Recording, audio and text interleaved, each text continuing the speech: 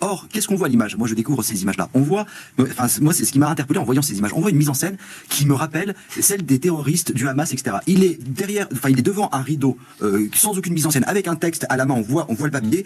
Enfin...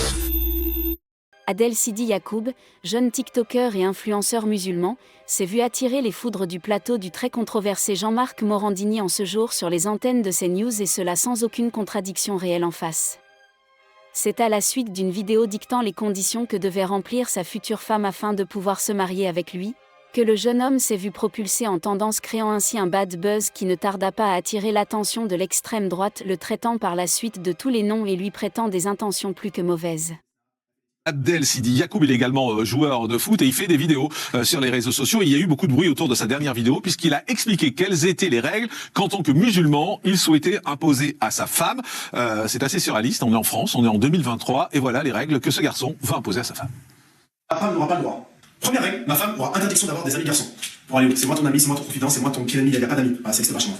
Deuxième règle, ma femme aura interdiction de travailler dans un travail où il y a des hommes autour d'elle. Voilà, c'est pas compliqué. Travail halal avec que des femmes, si possible, à la maison. Troisième règle, ma femme aura interdiction de partir en voyage sans moi. Voilà, c'est pas compliqué. Les voyages avec ses potes, je sais pas quoi, elle oublie, elle voyage plus avec moi, c'est moi qui la protège. Et si imaginons je suis pas là, je l'autorise à partir en voyage avec son grand frère, son père, des hommes de sa famille. C'est tout. Quatrième règle, ma femme aura interdiction de s'habiller avec des habits moulants. Voilà, c'est pas compliqué. Il n'y a aucun homme qui regarde le corps de ma femme dans la rue. Le corps de ma femme, il est à moi. Il n'y a personne qui va me regarder. Il n'y a pas d'habits moulants, je sais pas quoi. Minimum, habit très très large. Et le mieux, ce serait le voile. Après, voilà, je vais pas la forcer. Inch'Allah, elle le met. Cinquième règle, ma femme aura interdiction de s'exposer sur les réseaux sociaux. Voilà, moi je m'expose sur les réseaux sociaux parce que c'est mon travail. Voilà, je la fais manger grâce à ça. J'aurai des business grâce à ça. Mais elle, interdit. Voilà, il n'y a pas de. Elle fait des snaps, elle fait des TikTok avec sa tête, etc. Non, je vais la préserver. Karim Aloum, c'est la culture musulmane? Non, en fait, ce que nous venons d'entendre, c'est le retour de la misogynie. Même de l'ultra-misogynie. Ah bah oui, c'est plus que ça, là, oui. Le fondamentalisme religieux, voilà la source et l'origine du retour de la misogynie chez les jeunes, aujourd'hui de moins de 24 ans. Je rappelle l'étude de l'EFOP en 2020, 57% des jeunes musulmans considèrent que la loi islamique, la charia, qu'ils connaissent pas, bien entendu, est supérieure aux lois de la République. Aujourd'hui, pour eux, les femmes niées n'existent pas, il est enfermé, il est même voilé, voire possédé. Mais Karim, est-ce que ça, c'est la culture musulmane? Parce qu'il s'appuie là-dessus, lui. C'est pour ça que je pose la question à plusieurs reprises. C'est qu'il dit, voilà, il faut qu'elle respecte les règles de l'islam. Est-ce que c'est ça, les règles de l'islam? Pas du tout, en fait. Dans l'islam, il y en a tellement d'interprétations et de visions. C'est une vision rigoriste, tout simplement. En fait, aujourd'hui, c'est les conséquences aussi du développement de l'islamisme en Europe, et particulièrement en France. Donc, ils prennent leur souche, comme je viens de le dire dès le début, c'est le fondamentalisme religieux qui revient en force. Ils donnent une explication, une couverture pour que la femme n'existe pas. Parce que chez les islamistes, la femme n'existe pas. C'est juste une personne qui est là au service des hommes. Jean-Michel, votre égard sur ce garçon Adel?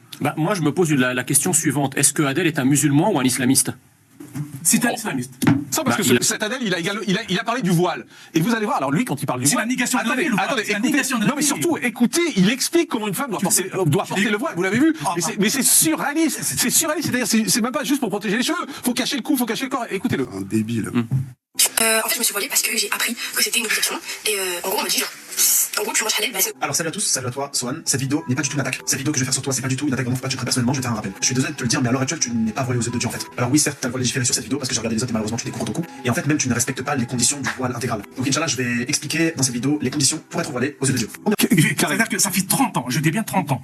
Je participe à ces débats, j'anime des conférences, j'interpelle tout le monde. Il n'y a aucune obligation, aucun verset coranique qui impose aux femmes de porter le voile. C'est un mensonge. Ben voilà. Il n'existe aucune obligation pour un musulman de porter le voile. C'est un grand mensonge. Mais le débat, il est là, ce mensonge. Mais vous voyez, c'est-à-dire que non seulement cette jeune fille porte le voile, mais en plus il lui dit tu le portes pas assez. En fait, oui, c'est ça.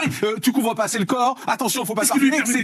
Et c'est la faute de tes parents. Vous avez entendu la fin? C'est la faute de tes parents. Monsieur Morandini, sauf que vous avez remarqué, la jeune fille qui était derrière lui, elle était maquillée comme une voiture volée. Enfin, elle était maquillée. Non, mais nous en prenons pas la jeune fille. Non, mais ce que je veux dire, c'est franchement, et il montre ça en exemple pour nous dire que voilà. Je voudrais réagir un petit peu parce que je découvre ces images. C'est s'intéresser à la forme pour dénoncer une imposture. C'est un jeune garçon dont le métier est revendiqué en tant qu'influenceur. Donc c'est deux raisons qui montrent qu'il maîtrise parfaitement les codes des réseaux sociaux. Or, qu'est-ce qu'on voit à l'image? Moi, je découvre ces images-là. On voit, enfin, moi, c'est ce qui m'a interpellé en voyant ces images. On voit une mise en scène qui me rappelle celle des terroristes du Hamas, etc. Il est derrière, enfin, il est devant un rideau, sans aucune mise en scène, avec un texte à la main. On voit le papier. Enfin, je pense que c'est là où je pense que ça dénonce une imposture, c'est que c'est un business. C'est que c'est une personne qui joue sur le business d'une religion parce qu'il y a un effet de mode. C'est cette image dont vous parlez, là. C'est celle qu'on est en train de voir. Là, un vrai influenceur, personne ne fait ça. Maintenant, à l'heure actuelle, il y a des filtres de partout, etc. Là, c'est volontaire, à mon sens. Cette mise en scène-là, elle est volontaire parce qu'il joue sur deux registres. Le code de la jeunesse avec sa tenue vestimentaire, on est loin des fréristes avec la barbe. Avec voilà, c'est ça. C'est pour ça, exactement. C'est pour ça que c'est encore plus dangereux. Exactement, et c'est pour ça que je veux dénoncer cette imposture, parce que là, il y a un effet de mimétisme et de ressemblance avec la jeunesse qu'il vise, et en même temps, il reprend des codes avec cette espèce de mise en scène très terroriste, avec le texte face caméra, le rideau derrière, etc., comme s'il fallait anonymiser la pièce dans laquelle il est. Enfin, je trouve que ça témoigne d'un véritable business. Il le dit d'ailleurs. Moi, c'est mon business. C'est comme ça que je nourrirai ma femme. Bon courage à lui s'il trouve une femme qui accepte ces conditions-là. Une fois de plus, je le rappelle, et vous l'avez dit, ça a été dit, on est en France, la loi de la République prime sur tout. Jean-Michel. Non, mais c'est-à-dire, le problème, c'est que cet individu ne représente pas que lui-même. Ça ne serait pas inquiétant. Ah non, mais sinon, on n'en parlerait même pas. Bah voilà, Honnêtement, on n'en parlerait même pas. Si vous ouvrez, indépendamment du fait qu'il a plus d'1 million de followers sur les réseaux sociaux, si vous ouvrez TikTok, vous pouvez voir l'ampleur de l'offensive de l'islam radical sur nos réseaux et l'influence qu'ils ont sur des millions de nos jeunes. On avait vu au moment de l'abaya les dizaines et des dizaines de milliers de vidéos de femmes qui disaient, de jeunes femmes qui disaient, voilà comment on peut contourner finalement l'interdiction de l'abaya en portant des vêtements larges, etc. Donc, ce qui est à l'œuvre, c'est pas simplement le discours, comme vous dites, d'un zigoto. Ce qui est à l'œuvre, c'est une véritable agression identitaire qui a beaucoup de soldats, des femmes, des hommes sur les réseaux sociaux, mais pas que. Vous allez répondre dans un instant, mais il y a des gens qui l'ont interpellé après cette vidéo sur les réseaux sociaux en lui disant, mais casse-toi, barre-toi, j'allais dire. Va dans les pays arabes, va vivre dans les pays musulmans, et au moins, voilà. Tu vois ce que tu vas. Écoutez, il a répondu à ça, c'est ça qui est intéressant. Et écoutez sa réponse. Va imposer des règles dans des pays arabes, si tu penses comme ça, c'est que t'aimes pas la France. Eh ben justement, détrompe-toi, je suis quelqu'un de très très patriote. Et ça, je l'ai toujours dit depuis des mois et des mois pour tous ceux qui me suivent. Et vous savez très bien, moi, en tant que musulman pratiquant, je suis quelqu'un qui aime la France et qui défendra toujours ses valeurs. Ce que je pense, c'est ce que pensent plein d'hommes, musulmans ou pas. Donc désolé de te décevoir, mais non. Ici, on va rester en France et on l'aime. Voilà, il dit qu'il défend les valeurs de la France. Je sais pas où il les imprise, les valeurs de la France. Il est dangereux. Vous savez pourquoi il est dangereux? Il est dangereux à cause de son look. Il est dangereux parce qu'il a une bonne gueule. Il est dangereux parce qu'il est habillé jeune. Il est dangereux parce qu'il a abonné, parce qu'il a les codes de la jeunesse d'aujourd'hui. C'est pour ça qu'il est dangereux. Et ça a été, c'est drôle parce que ça a été la première réflexion de Jean-Michel en disant, pourtant il n'a pas l'air d'un islamiste. C'est ça le pire. Réagissez et donnez-nous votre avis dès maintenant dans les commentaires et n'hésitez pas à nous soutenir en vous abonnant à Relais News.